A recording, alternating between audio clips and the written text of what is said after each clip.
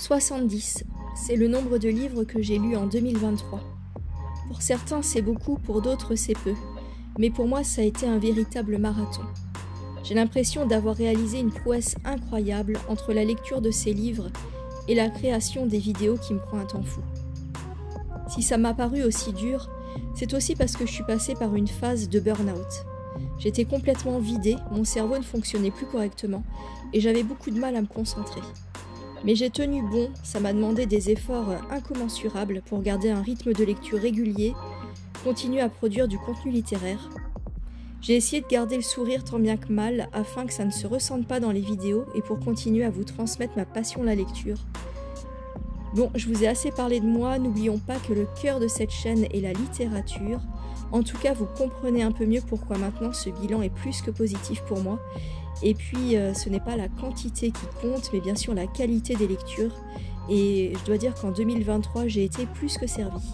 L'année a été riche et passionnante. Allez, c'est parti pour la rétrospective.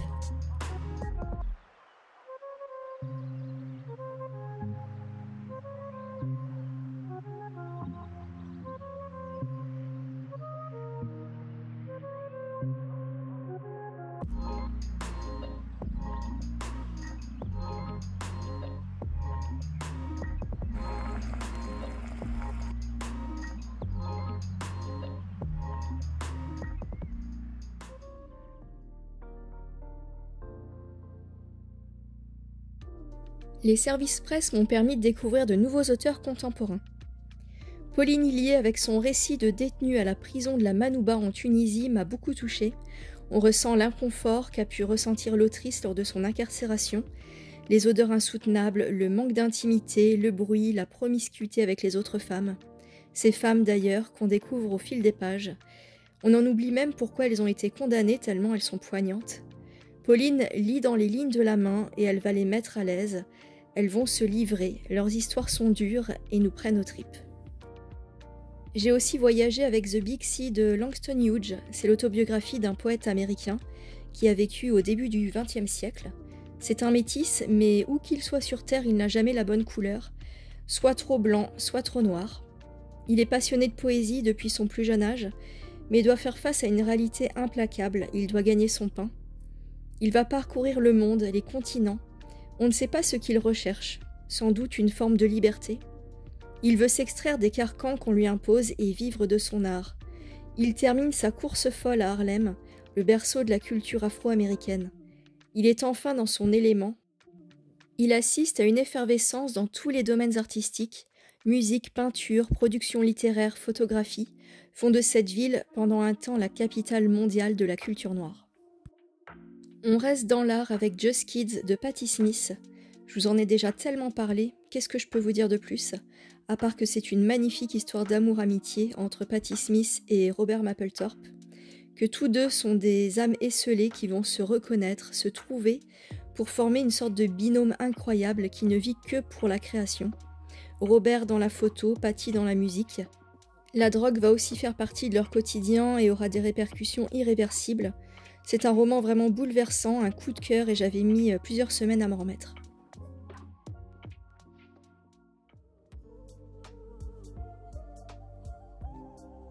« 2023 a aussi été l'année de la découverte de très belles plumes contemporaines. Je pense notamment à Bessora avec son roman incroyable « Vous les ancêtres ». Alors si vous vous intéressez à l'héritage, au transgénérationnel, soit au lien psychique qui unit un membre d'une famille à ses aïeux, ce livre est fait pour vous. Il nous plonge au XVIIe siècle et on va suivre la vie d'une femme boiteuse qui va être déportée suite à une dénonciation. Elle va ensuite devenir esclave, puis sera elle-même esclavagiste. La plume est époustouflante et on est emporté dès les premières lignes. L'autrice commence son récit en nous racontant les premiers instants de la vie d'un bébé issu d'un viol. L'accouchement a été extrêmement douloureux mais sonne comme une délivrance. Elle a d'abord envie de tuer sa progéniture, mais la nature lui murmure de la laisser en vie. Elle lui construit un petit radeau et là commence sa vie incroyable. On sent tout de suite qu'on a affaire à un grand livre. J'ai aussi découvert la plume envoûtante d'Isabelle Duquesnoy dans L'Embaumeur. Un homme de condition plus que modeste et rejeté par sa famille va être accueilli par l'embaumeur du village qui va lui transmettre tout son savoir. Un livre ultra sensoriel où Victor Renard va être initié par son maître à la préparation des corps pour être accueilli dans l'au-delà. Une histoire d'amour en toile de fond, de l'injustice et même un procès. Bref, c'est un livre surprenant et ensorcelant. Et par le pouvoir d'un mot de Xavier Donzelli, le personnage principal de ce livre n'est ni un homme ni une femme, mais un poème, Liberté, de Paul Éluard, un poème d'abord interdit pendant la France occupée et qui va se retrouver sur le devant de la scène grâce à l'ingéniosité de plusieurs personnes, mais aussi des pilotes de la Royal Air Force qui vont le distribuer à travers les airs. Un vent d'espoir souffle alors sur la France. C'est une histoire incroyable que j'ai découverte dans ce livre, superbement bien écrit. Le dernier Goncourt, Veiller sur elle, de Jean-Baptiste Andréa, est une lecture récente qui m'a beaucoup touchée. Mimo et Viola, un lien indéfectible les unit et ils vont se suivre toute leur vie. Pourtant issus de deux milieux différents, une chose les rapproche, ils sont hors normes, rejetés par leur famille.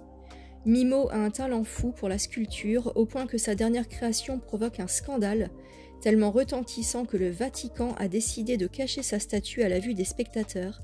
C'est un roman fleuve éblouissant à lire de toute urgence.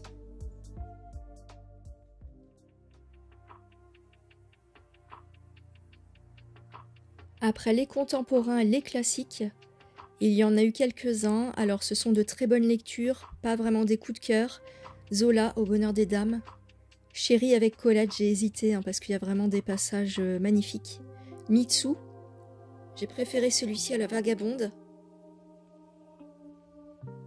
La peste de Camus, magnifique, j'ai hésité aussi à le mettre en coup de cœur. Très angoissant, ça monte crescendo, c'est sublime. La logeuse de Dostoïevski parce qu'il m'a fait penser à Crime et Châtiment qui est mon livre préféré. Donc un clin d'œil à Crime et Châtiment. La fin de Knut Hamsun, un livre surprenant qui s'est inspiré d'ailleurs de Crime et Châtiment. Donc si vous aimez toutes ces ambiances un peu glauques. Et Les Inséparables de Simone de Beauvoir, un livre sur la sororité, une histoire d'amitié très forte. On monte d'un cran avec ces deux livres, je vais très peu en parler parce que j'en ai beaucoup parlé dans d'autres vidéos. Notre cœur de Maupassant, un portrait psychologique très fin, très bien amené, très vrai, très véritable. Donc c'est vraiment un coup de cœur. Et mon plus gros coup de cœur littéraire au niveau des classiques, ça va être celui-ci, Narcisse et Goldmund d'Hermann Hesse. J'aime beaucoup tout ce qui est philosophique et là-dedans on est servi. C'est superbement bien écrit, c'est très riche, très profond. Il y a plusieurs interprétations possibles, donc ça laisse le champ ouvert aux interprétations. C'est magnifique. J'adore, vraiment.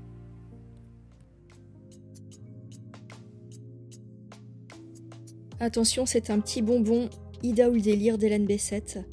Alors je pense qu'une lecture mûrit avec le temps et je crois que s'il ne fallait en retenir qu'une, ce serait celle-ci.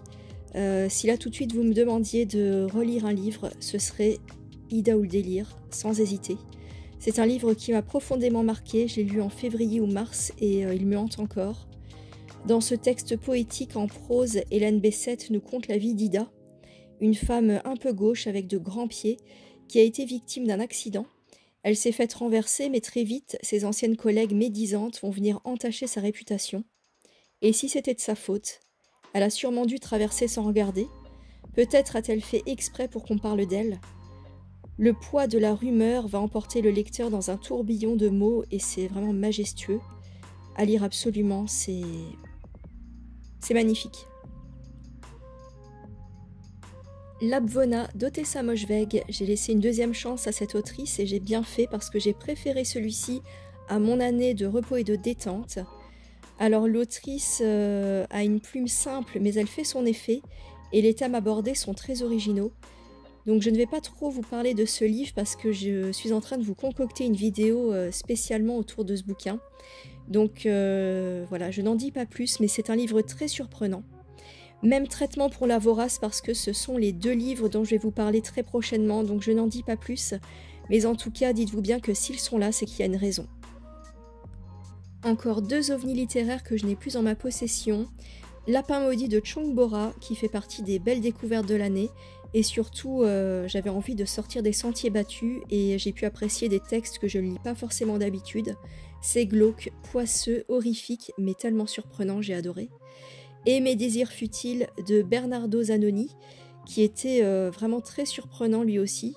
C'est l'histoire d'une petite fouine, Archie, qui va faire des découvertes incroyables. Les êtres humains croient en Dieu et se transmettent cette croyance par le biais de l'écriture. Et c'est un vieux renard qui va lui transmettre ces informations et ça va bouleverser sa vie. C'est une sorte de conte philosophique et j'ai adoré, c'est un ovni, une pépite que je vous recommande vraiment fortement. C'est un auteur italien que je ne connaissais pas et vraiment ça fait partie de mes plus belles découvertes de 2023.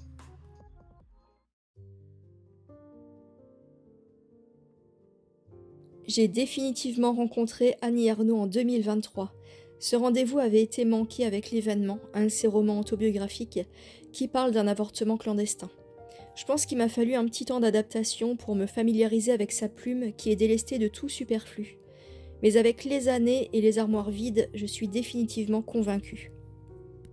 J'ai adoré Les années, j'ai trouvé que c'était vraiment une prouesse littéraire de retranscrire avec autant d'émotion et de précision toutes les décennies qu'elle a vécues.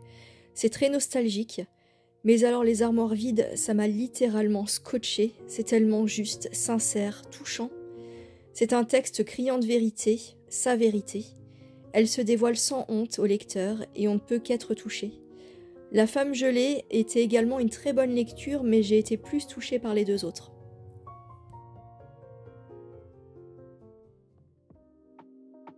Une année éprouvante, vous l'aurez compris, mais également une de mes plus belles années de lecture. Le jeu en valait vraiment la chandelle et j'ai bien fait de m'accrocher. Alors je vous ferai bien un petit top 3, mais je vais plutôt vous faire un top 6. Et vous allez voir qu'il y a du changement par rapport à mon bilan de juin dernier. Alors en numéro 6, j'ai envie de mettre Notre cœur de Maupassant. En 5, Just Kids de Patti Smith. En 4, Les années d'Annie Ernaux. En 3, Narcisse et Goldmund d'Hermann Hesse. J'ai hésité avec le 2. Le 2, Les armoires vides d'Annie Ernaux et le 1, vous l'aurez compris, Ida ou le délire d'Hélène Bessette. Écrivez-moi un petit commentaire pour me dire comment s'est passée votre année en termes de lecture, si vous avez fait de belles découvertes et quel est votre top 3, voire votre top 6 ou alors même votre top 10. Je suis très curieuse et j'aime beaucoup vous lire, donc à très vite pour de nouvelles aventures livresques.